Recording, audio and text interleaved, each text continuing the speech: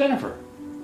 Hi, Richard. How are you? I'm doing fabulous. I think it's so cool that we're here in person for the first time, and I don't know how long. We've seen each other, I think, twice now since COVID. since COVID. Every week via Zoom. Every week via Zoom, yeah. But it was this idea that maybe we should get together today, celebrate our 10,000th download of our podcast.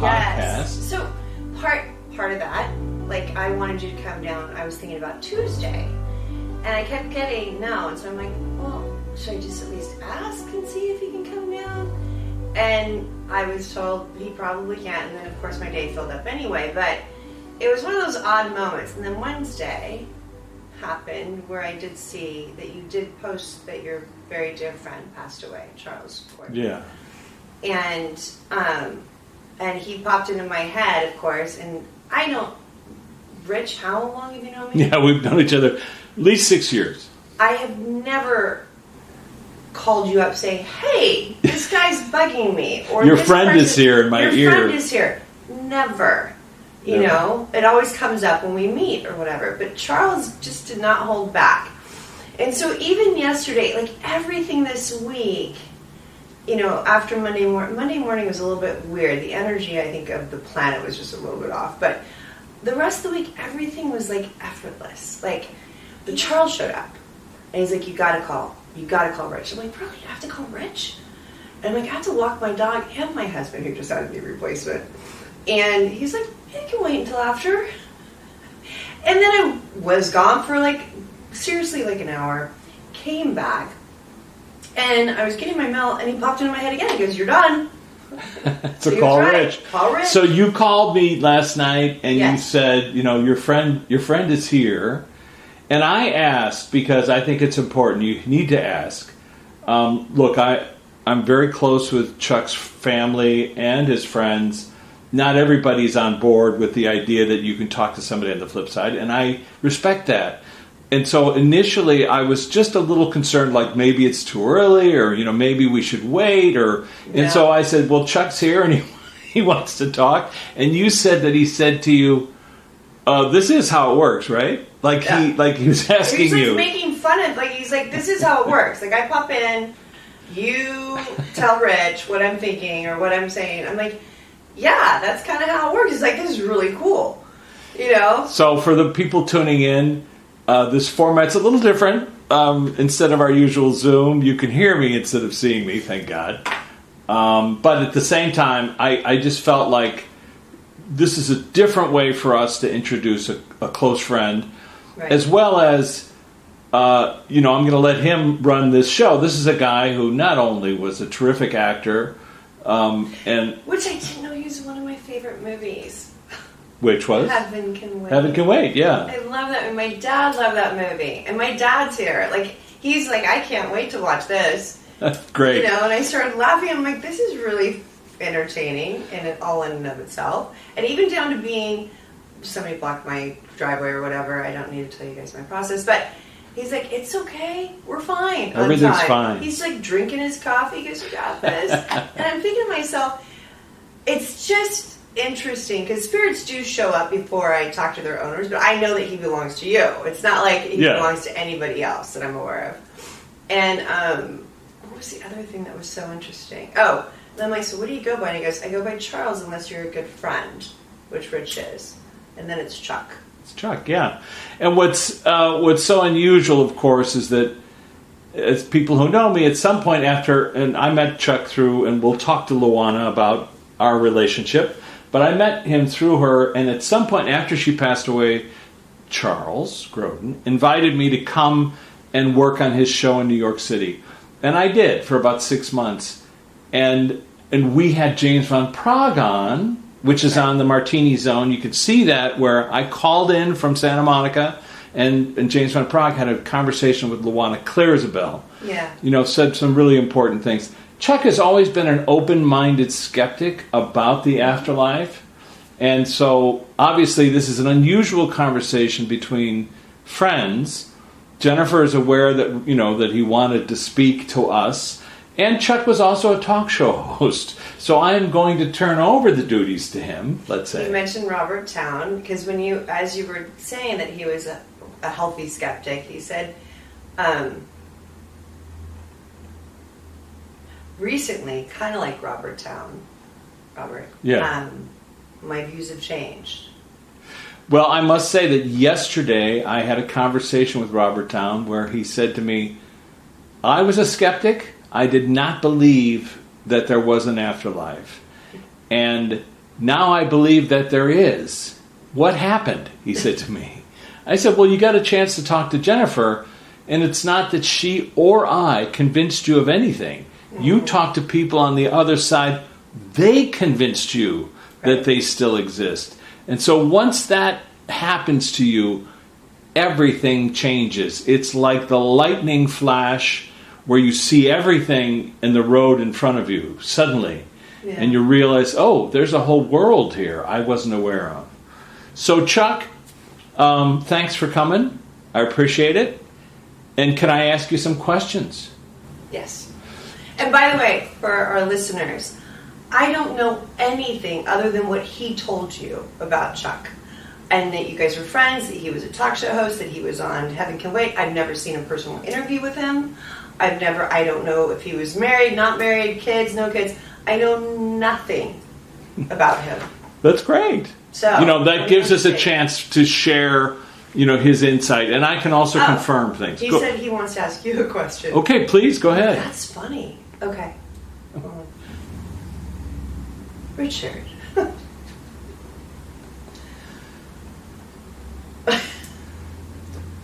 He's making fun of it. Who greeted you when you came into this world? The first greeting I got when I came into the world was my mom. Yes. And the sound of her playing the piano, because even before I had come out, I heard her playing. And I wasn't aware of it until I did a hypnotherapy session. And I heard her playing the piano, and I went, oh, that's my mom. They're all working together. So Chuck's teasing because he knows that my first question is always not who, and we've talked about this. It's really about the process. So yeah. Chuck, your illness was a few years, and so I know you were getting prepared to cross over. But what? It made it easy, he said. So could you describe to us what it was like? What was that experience? His illness or an illness, yeah. And so do you want him to describe? Not the illness part, just crossing over. Okay. What was that like? What?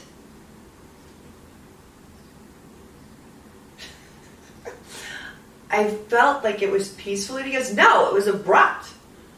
And I started laughing. He goes, you try dying. Like, you try dying and say it's peaceful. That's so funny. And so, hold on a second. In what way? I crossed over. It was abrupt. Okay. I just think I've never interesting. Heard that. Well, an interesting take on it. Okay. He goes, even if, show me again. Even if you know you're going to die, he's like dramatic. Even if you know you're going to die. Uh-huh.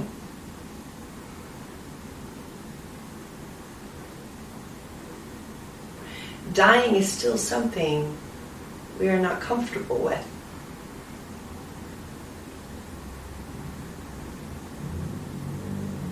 And even though I knew I would be okay, thanks mainly to you, Rich,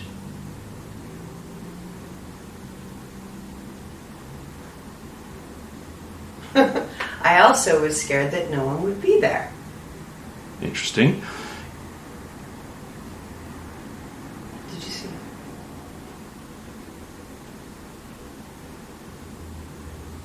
I saw people before I crossed. And so can you tell us, I might be able to identify some of those people, and you can just use an image of somebody with the same first name if you want to. And I'll ask Jennifer. Luana was there. So Luana was there. And how did she, so she appeared to you like before? An angel. He just shows me, oh, he showed me the woman from Bewitched. The actress? Yeah, the actress from Bewitched. And the one, that's how Luana looked, like with the fake halo. Like, yeah, like that. From Bewitched. From like Bewitched. Yeah. what? Sorry, I'm being shown Jimi Hendrix. I'm being shown somebody that was really good friends with John Travolta. Hold on. Jonathan Crane?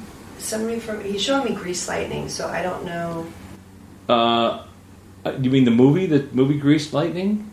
Or do you mean well, let's break it down a little bit. Are you referring to Luana's experience going to Monterey Pop and seeing Jimi Hendrix? That kind of soft landing? Or are you saying that you saw Jimmy? He's sharing with me he saw Jimmy, but Jimmy was a talk show host, not the musician. So he was I'm saying it is Jimi Hendrix, but he was sitting in the talk show host position. Yeah. Well, that's an unusual construct. Yeah. Was that confusing or was that funny? He said I was the musician.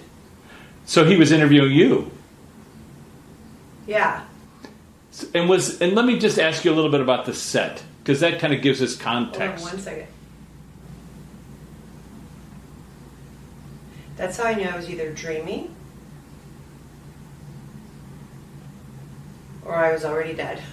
So, but the idea of the set, because you knew all of the talk show hosts. You knew Jack Parr, you knew He Mike showed Douglas. me CBS.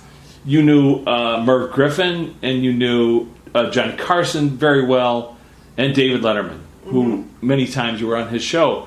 But so now this construct, out of all those sets, which one was this set that you had constructed most like? Was it like the Carson set? It's the Carson The set. Carson set. And Yeah, so instead before of... he said that he showed me Johnny Carson. Good. And we're just focusing on this path. So you're in the seat next to where Johnny would normally sit, but the guest host for this interview with you is Jimi Hendrix. Is that correct? Hold on. It felt like he was saying, because I wanted to make sure if he showed me Jimi Hendrix, that it was Jimi Hendrix, not the name Jimmy, and that it wasn't another talk show host. Yeah. And he said, no, it was Jimi Hendrix. And he said, I'm like, well, what were they interviewing you about? And he said, my tour with Led Zeppelin. But so it was just the idea of you're doing something else. And when you saw yourself there, was that confusing or was that funny? They made it very elaborate. Of course it was funny. I tried to answer the questions. I felt like I was. That's fascinating. So it was like you fell into an alternate reality in a way. You as a musician. All the players were different. All the players switched roles. And at what point did you realize you were on the flip side and that your friends were there to greet you? There is no time over there, but it felt like we did this for like an hour. And he said different hosts would come in. Prince came in and interviewed me. Different hosts would come in and leave. Interesting. Yeah. And at what point did Luana sort of interrupt this reverie? She was in charge of the green room. Okay. That could be a title for a new book. Yeah, for a new book. At some point, you might have started seeing relatives and or loved ones who had crossed over. They were in the audience. They were in the audience. And who did you see first? Johnny Carson. So Johnny was in the audience. Was he? What was that like? I just thought it was a normal occurrence. Just to see Johnny out there in the audience. Yeah. And at some point, did you start to see like your relatives? He was sitting next to my mom. Okay, very good. It almost looked like they were together. And when you saw Lena, how old did Lena look? She looked like she was in the 60s. So he showed me the 60s, like a bouffant hair. 1960s, yeah. The eyeshadow. Right. She was super happy. And how is your mother? How is Lena? Did she sew a lot? Because it felt like she's like... Could be. She was... Hold on. Oh, she's good at everything. She loved to make things. Okay, go ahead. And your dad, at some point, did you did you see him? He was in the green room. So the whole construct is you're on the Tonight Show, and everybody that was in your life is somewhere in the green room and everything else, which is hilarious. And so what was it like to see your father? I know he passed away when you were young. I instantly knew he never wanted to leave. He took my hand, and I knew everything of what happened. His life and his instant, journey. Yeah. But he watched over me throughout my career. And he showed me all the things that made, all the people that he made things happen with, the coincidences. Never knew. And your brother Jack. He was a hard one to find. Really? Tell me. Because he wanted to wait. He was like one of the newer ones that passed away. True. I don't know that he's saying, so he wanted everyone else to go first. Well, it's interesting. And what was it like to see your brother Jack? Couldn't stop hugging him. Sweet. I know that when Jack... I told him I was sorry. Hold on one second. Go ahead. Sorry, please. Jack said he was sorry. For? He left a mess. I don't know what that means. I don't know. But either, like... Well, I think, just not to give so much away or too much away, but Jack suffered for a long time from... depression. Chuck's therapy for him was to call him every day and sing to him and make him sing songs together. So the last few years of Jack's life, that's what he did every day. Well, he said he's sorry he left a mess. That's so sweet, though. I'm sure that Chuck helped, financially sort out, that that's stuff. What he was saying. But he's like, I'd have no part of it. That wasn't even... Here I thought I saved him, but he saved me. So, people who are not familiar with Chuck may not know that he was a very... I didn't know he's saying. Very well-respected actor, and he knew everybody. And so I'm going to just run through just some names, and just for the sake of the audience who are tuning in and saying, what are these two doing? He says that he's putting it in your head. Right. That's well, right. One of your closest friends, Gene. And have you had a chance to talk to Gene or see Gene? We laughed. Why is he showing me Caddyshack? The guy from Caddyshack. Chevy Chase. He's still on the planet. Roger Dangerfield. Rodney Dangerfield. Was Rodney in your audience? They kicked him out. He was too loud. Hold on. Give me 1 second. Sure. It was as if time never passed. Hold on a second. Why do you keep showing me him? Who? Rodney. Well, that's something you have to work out. So Rodney just keeps coming in. He's like, I can't keep him away. I see. Well, that's okay. just something that you have to work out. That's so funny. Of course you show his face. That's interesting. Remember I said, do you have your own space up there? Like somebody has a house here. Do you have your own? I was like, you could. Whatever you dream of. Okay, hold on. Yes, but Gene. We've heard that you can construct your own space, a house, or backstage at the Tonight Show. He said, once they told me I was not alive on Earth, and that I was not dreaming either, then I saw Gene. It was easier to see Johnny Carson because he was gone so long ago, I could have thought it was a dream. Yeah. Whereas Gene, that would have thrown me off knowing I was dead. Right, because they were close, and Gene Right. passed away only a couple of years ago. And so, all right, and so that's interesting. So and just to clarify, so what you're saying is that the construct, let's just call it that, the visual that you're having is, because we've talked to different people who said, I was on stage, I was performing, I suddenly, and that's how I realized I was on the other side. I was on, I was in a concert. And in this case, you're on a talk show. You're literally on the Tonight Show. Mm-hmm. And I know what that experience is like because I've been there with you. I know what that feeling is like. Freddie de Cordova sitting over in the corner, the producer, the green room, the sort of the heightened reality of waiting to go on in the band, and all that stuff. Yeah. And so the idea that you would find yourself on, out there and being interviewed. But what's interesting is they're not interviewing you about your life. They're interviewing you about an alternate life. Right, about being part of Led Zeppelin. Touring the world as a rock star. Did you see yourself as a singer or? No, I played the drums. Played the drummer for Led Zeppelin. I can't think of his Backup name. singer.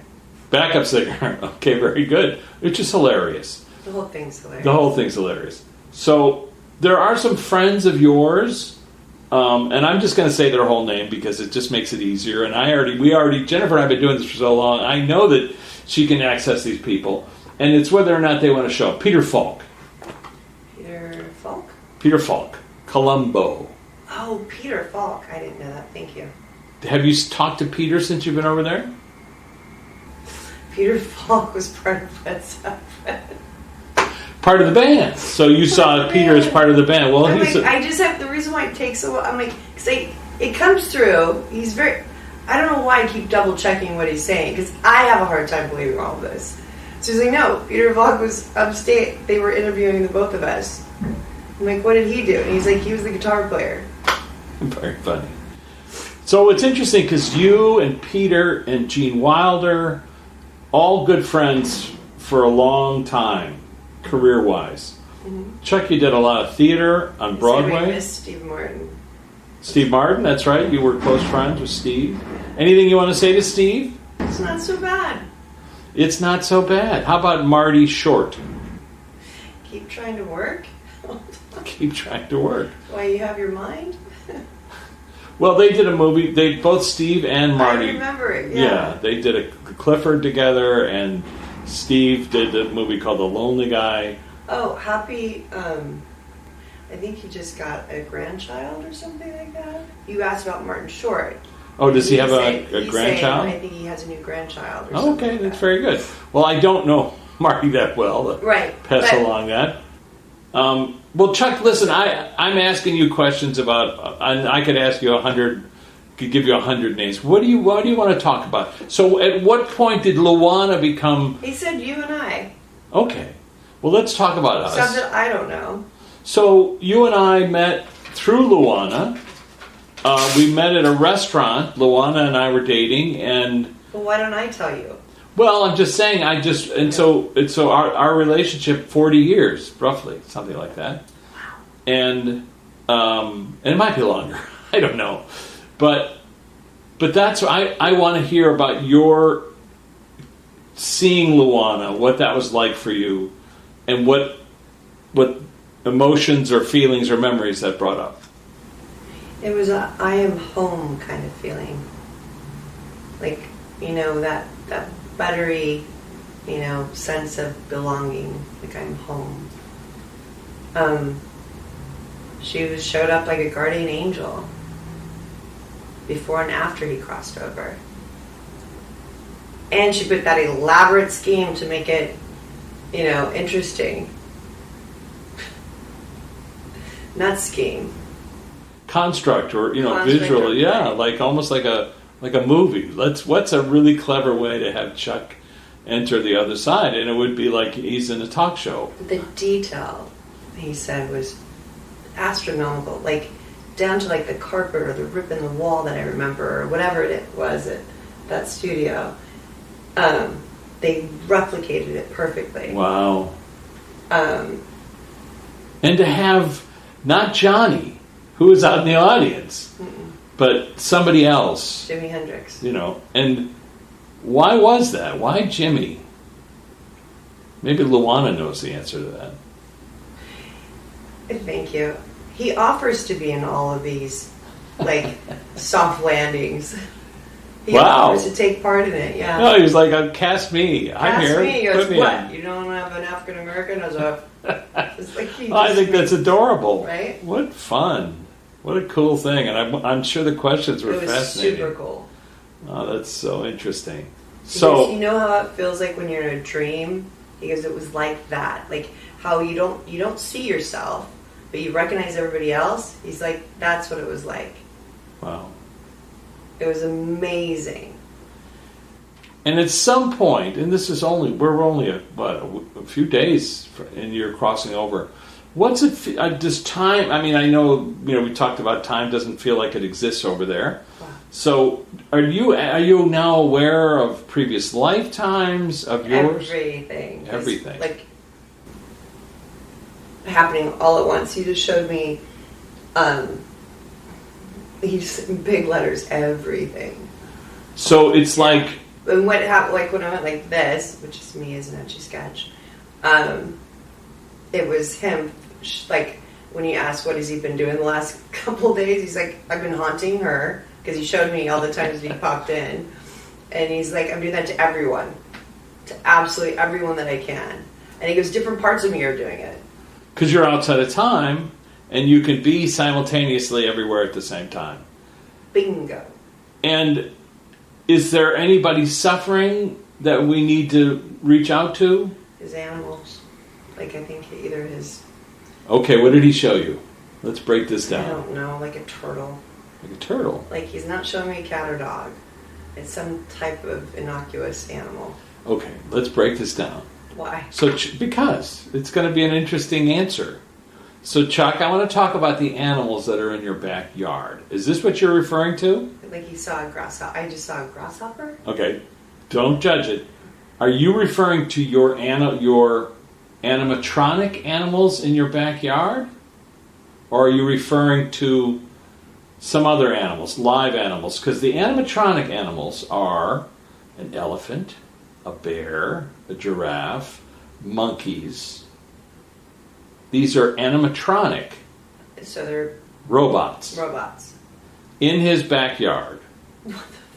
And Chuck would take his nephews and nieces around in the cart, driving around the backyard, and at some point he'd stop in the woods, and then he'd push a button, and you'd hear Charles Grodin's voice doing an English accent, talking like an elephant.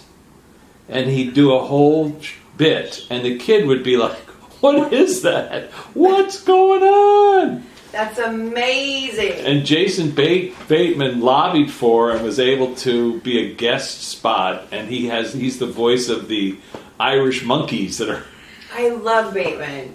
So Chuck, is that what you're referring to, or did I just? Oh, he's good friends with his dad. I felt like. Okay, over there on the flip side. Well, he was Cool. with Jason Bateman's dad. It felt like. Okay. And, Or that's what I meant. but Anyway. so Chuck, is that what you're referring to? The animals of your zoo? Yes. See now That's so funny. See now, if we didn't go down that path, That is so we wouldn't funny. get there. Because he said animals, remember? Yeah, he said animals, and I know what he's talking about. Listen, it started with Wilbur. He had a horse. Somebody gave him a horse for his Wilbur's backyard. a bear. No, Wilbur's that's the talking horse, and so he did an imitation of Wilbur, talking. So you'd pull up there, but they were showbiz anecdotes. It wasn't Wilbur saying, "I'm a horse." He'd say, I was on that show for 15 years, and they didn't treat me very well. They replaced me with whatever hilarious comedy anecdotes that only adults would get, but the kids were completely gobsmacked because there's an animal in the backyard talking to them. And we would drive on that cart like endlessly for days. Stoned? No. Just because it's hilarious. And that was me. That would have been you. But, okay, Chuck, so how about your friends on this side of the veil? People like Carol Burnett, for example. Anything you want to say to Carol? You just went like this. Time's a coming. Oh, are we coming up to a commercial break? Is that what you're trying to tell me? No. Oh, what about Phil and Marlo? Those are really good friends of yours. I know Jennifer doesn't know who they are, but Marlo Brando. no, Oh. Marlo, it's a woman, Marlo. and Phil, a guy, very close friend of Chuck's. Okay. I'll tell Jennifer in a minute, but go ahead, Okay. tell us anything for Phil and Marlo. What?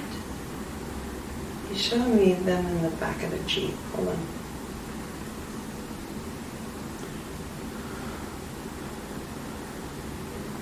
Where? I don't understand them flying around. First showed me them in a Jeep, then you showed me them like you showed the sea. What? Hold on. I know. They were in a movie together, correct? They were showbiz pals. Yeah. Okay. So movies. Okay. Well, Marlo was in some. I don't know, but he just showed me that they knew each. It felt like Yeah, they knew. true. Okay. But stayed great friends.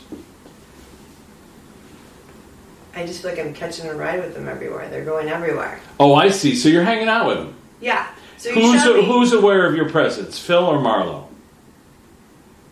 Or neither? It's always gonna be Marlo. It would be Marlo. Okay. So Marlo Thomas, the daughter of Danny Thomas. Okay. I Was- didn't know. Yeah, you wouldn't. But they're very close friends with Chuck. And she's married to Phil Donahue, the famous talk show host for Okay. so many years. And Phil and Marlo were huge fans of Chuck's. Aw. And they spent many, many laughs together. Oh, that's so funny. So the question would be, so you're hanging out with them wherever they go, you're just popping in? Yeah, I'm just popping, like catching a ride. Very good. Yeah. That's so funny. It is. I mean, there's so many unusual cats. Hey, how about our friend Dave? Anything you want to say to our friend Dave?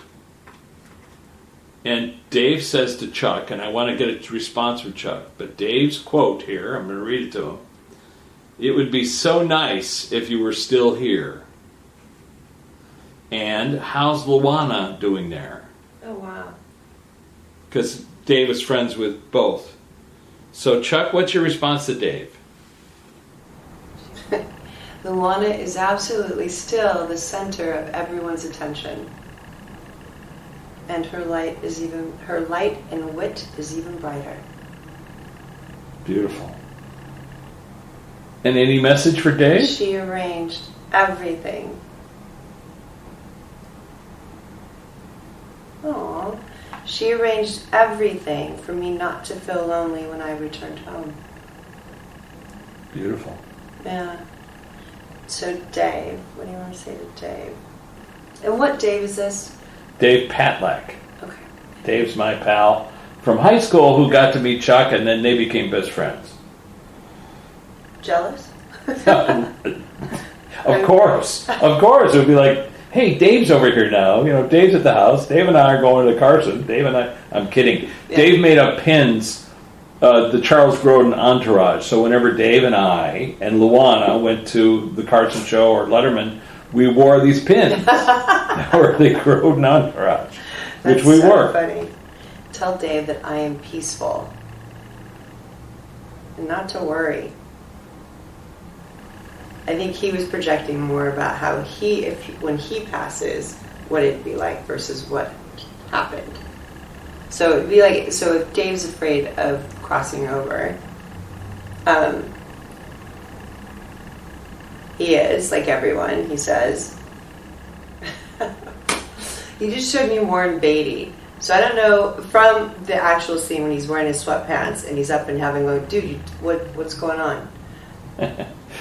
Well, two things. One is Dave, out of everybody I know on the planet, because perhaps We have to do a movie. We have to do another movie that's similar to that. Heaven can't wait. Yeah. Where Dave was the son of a psychiatrist and also an actor and a comedian, and he served in the Coast Guard. So he's like a guy who knows nuts and bolts, and he's charming and sweet and compassionate. And the only reason I can imagine Dave being worried about passing over would be how it would affect everybody else. Yeah. That's the kind of person he is.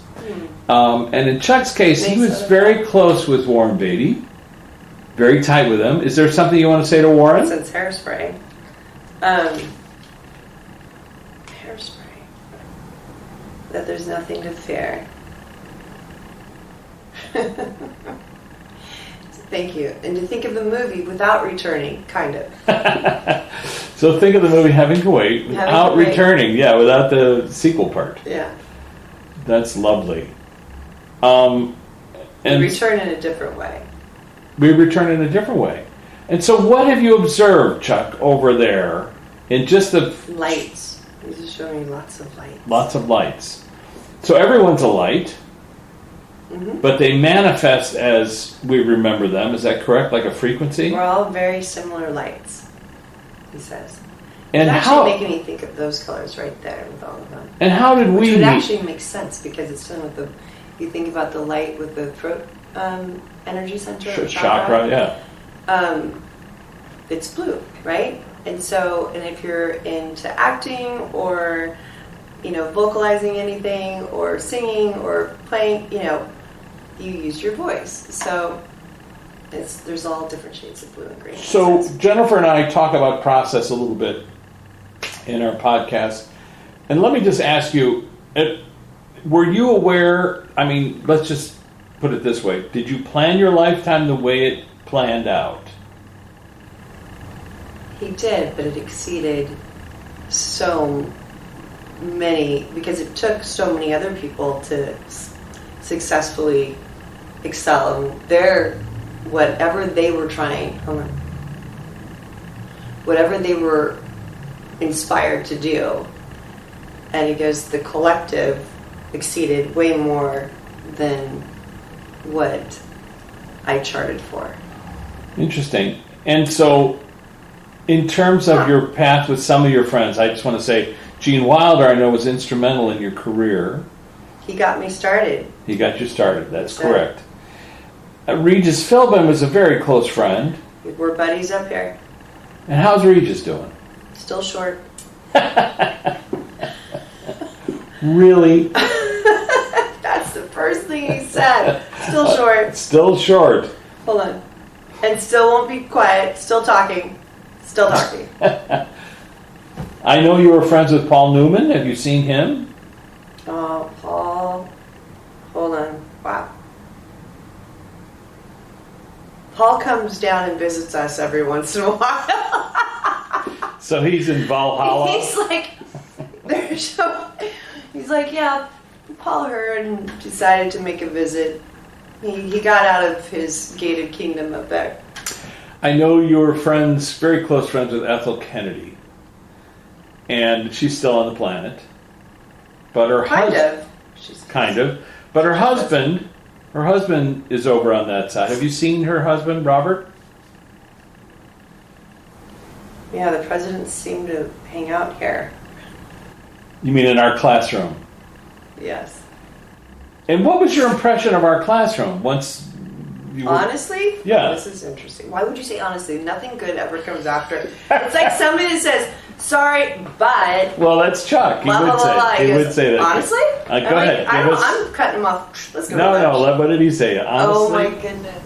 It is a fantastic way to see ourselves in one another. It's a fantastic way to see ourselves in one another in this classroom setting. Compassion is the word I would want to use. It's the word I would like to use for this class. A lot of us had deaths that we did not receive closure here. Like his father, for instance, he says. We are learning how to talk to our own loved ones through the experience we have through the both of you, with the help of Morton. What's his name? Michael Newton. Sorry. I just knew a little bit quicker after talking to you for so many years. Well, you were quite a skeptic when we talked about it, and it have never... I had to be. Okay, but I always gave more. He goes, that's so funny. He showed me Geneva, Switzerland. He's saying that he was Switzerland. He's trying to convey that he was Switzerland. He had to be neutral. He had to be neutral and both. No, and of course, Chuck, but I do know that there were times when you would hear me talking about the flip side, because people would ask me, what are you doing now? I'd say, I'm filming people under hypnosis, blah, blah, blah. And I could see the look of panic and fear in your eyes, because... That's how he was about death. About death, exactly. Okay, and so that's what he said, you broke him down though, because that's what he was remembering, or what he wanted. He didn't know if it was going to be hopeful. That's why he had to have a soft landing, because he was mortified to leave. What an unusual thing that you and I would meet through Luana, and Luana would be the person to help construct this landing for you. It was brilliant. And you guys met Brilliant. on a movie in 1965, Sex and the College Girl. What? Yeah, they did. And so your Best time of my life. and your best friend John Gabriel was in that movie. Anything for John you want to say? He's Hold still on. here. Somebody else from that movie died too. Oh, Luana died too. But John Gabriel, anything you'd like to say to John? Because of course, John, I'm sure he was one Stop of your closest smoking? friends. Okay, I don't know if he does now, but you know, you might have got him to do that. He's going to be okay. It feels like John had somebody recently. I don't know if he's pointing to himself. Like somebody recently died. Yeah, himself, Okay. and so that'll be really hard for John. Yeah. Okay. He's going to be okay. A silly question? May I ask you one? Howard Stern, anything for him? Keep your hands on Howard Stern. To not give up on his marriage? His second. Yeah. I heard that, I didn't Third hear. time is not a charm. I heard the other day he did 15 minutes. They had a feud back in the 90s, and it was silly. Not on Chuck's part, but on Howard's part. And I heard that he did 15 minutes about how much he loved Chuck yesterday. But, you know, Yeah. I think it's funny, Chuck's Lots first of half truths there, he said. Lots of half-truths. Okay, very good. Okay, any messages for anybody, Chuck, that I have not mentioned? Of course, you're always welcome to join our class. Are you sure the monkeys don't go missing? Well, you know... I know. You've already told me about the backyard, so Yeah. make sure the monkeys don't go missing. I have no idea what that means. Probably, storms come through the woods and things get Um, torn apart. That happens. He's saying something to you and your wife, Sherry, and your daughter. Both, Olivia? Both your kids, and I have the chills really bad. Stop Okay. it. Stop it. Stop it. Okay, hold on. It's okay. No, they're doing it. I'm asking them to stop freezing me out when I get the chills. Hold on. I am so grateful, Reg. That Sherry said yes.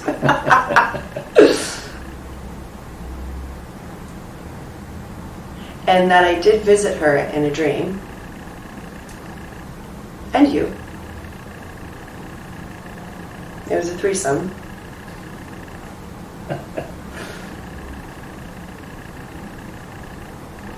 Your daughter will become a better actress than all of us combined.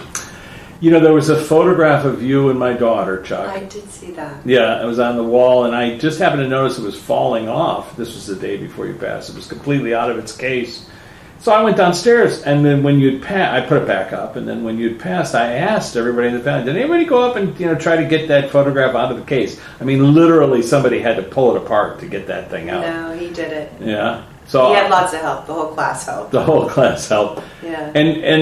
But it's this adorable picture of Chuck laughing and Olivia on a swing. Yeah. And- Maybe you should show that. Make sure you put that in the video. I will. But it's the glee, between Yeah. him and her. It's sweet. I got to tell you something the other day. I try not to get emotional, but so the other day I mentioned how you used to take us out to the car and play Taylor Swift's song, Romeo and Juliet. And when I said that, Olivia screamed because it had just come onto her headset. No way. Oh, So how'd you do that? easy. Luana. Well, the They started timing. teaching. They said there is no time. They created that to have. That's interesting. He's like, we create time. We're the ones that create the time for you guys. That's what he's finding out. Wow. That's kind of brilliant because he showed me just like little nuggets, like, oh, it's going to happen. He doesn't make it happen; it just does, like magnets. So your intention, I mean, the reason I said, the timing of it, because of course, whoever's controlling the radio show, and then they have a set list and they put it up, But of course, if you're outside of time, you could say, okay, on Tuesday at 5 o'clock, you're going to play Taylor Swift's Romeo and Juliet, and Richard's going to say the same thing at the same time. Yep. Wow. Everything else works around it, he says. So you're creating time? Yes. We've never even heard that before. We've never heard that. So how do you... 5 years. One has been holding out on us. So how do we you keep saying coincidences? Because the constructs that you guys are, because of course a portion of our higher self is always back home. Oh. So it might be related to that. So right. our portion of ourselves back home is saying, you need to go to the store today, or you need to go to do this because you need to run into this person. You need to do these things. You need to be hungry for this particular food because it's put you in a restaurant. Or you meet the woman you're going to marry. Those kinds of things. Is that what you're saying? Yes. Wow. And so how much... Hold up, but Go. How much happens before we get here? Like, how much should we plan to have this happen? Yeah. Yeah, I know. Mind reader. I love it when people say, well, what if she's not talking to somebody that's dead? What if she's just reading your mind? And I always say, yeah, because that's super easy to read people's minds. Like, oh my goodness. No, I'm kidding. They were just showing me. So they're putting the questions, or they show me what they're doing. Because I see them coming in. I wish there was a camera lens that could show you what I see. I see them come, and then when they leave, then you give me the same thing. Like, you can see the energy around my head. I don't know if you can see it. Like above. Like I can feel it. You can see it? Yeah. Wow. Listen, I would not be here doing this work if I couldn't physically. They had to show me spirit only because I probably wouldn't have believed it.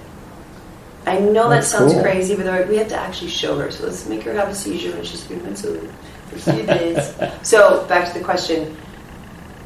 They create time. Okay, I'm like, do we create time before we get here? And he said, no. You create the experiences you want to have here. And then everything's left up to the universe to make it So your higher self is aware of what you're doing. All right, he's showing our higher selves are like the magnets that get us to where we need to go. Right. But the physical human, there's complications because of DNA and sociological and whatever, addictions or whatever it is that they go through, so that they might not fulfill the thing that they're trying to set out to do, let's say. They end it early sometimes. They end it early sometimes, whatever, they get stressed. They hitchhike out of here. But so you're that saying... That was an interesting way to show it. They hitchhike out of here. But so that's... You're saying the play, the general play, the playwright... starts on time. All of that is combined where all of the actors that are in the play create the play as it's happening. It starts on time. Yeah. So they're not following a script per se. They're following intention, desire, passion. That show on HBO, what is it called? They just... Larry David? I don't know. Who's the guy that... Curb Your Enthusiasm? Yes, that's it. Okay. Chuck knew Larry. They were friends. Okay. And so you're saying it's a little bit like that. Yes. The improvisation of a Larry David episode. Oh my God, that's hysterical. I haven't watched one, so I don't That know. is... I just want to ask you one question about Midnight Run. I was watching it the other night, Chuck, and I was there when the you... ending. Huh? Well, the ending is fabulous, but you and De Niro would get together every Sunday, I remember, because I was there, and you guys would meet at the Sheraton Universal, and you guys would improvise the next day's scenes. And somebody wrote it down, the screenwriter was there, and they wrote it all in. But most of those improvs were yours, and they reflected your life and your journey. And I realized watching it the other day, the movie is like an autobiography of you. Bingo. So that's why he's mentioning the ending. The ending, which is? I don't know. You don't know? I have no Oh, idea. I thought you were saying that, okay. I've never seen the movie. Oh my gosh. I'll see you in the next life. That's his last line. That's it. So are you aware of what your next life's going to be, Chuck? Yes, wait till you get there. Am I going to get a chance to see, to work with you again on the planet? Is that what you're saying? It's going to be a role reversal. Oh my gosh. I feel bad for people. That would be...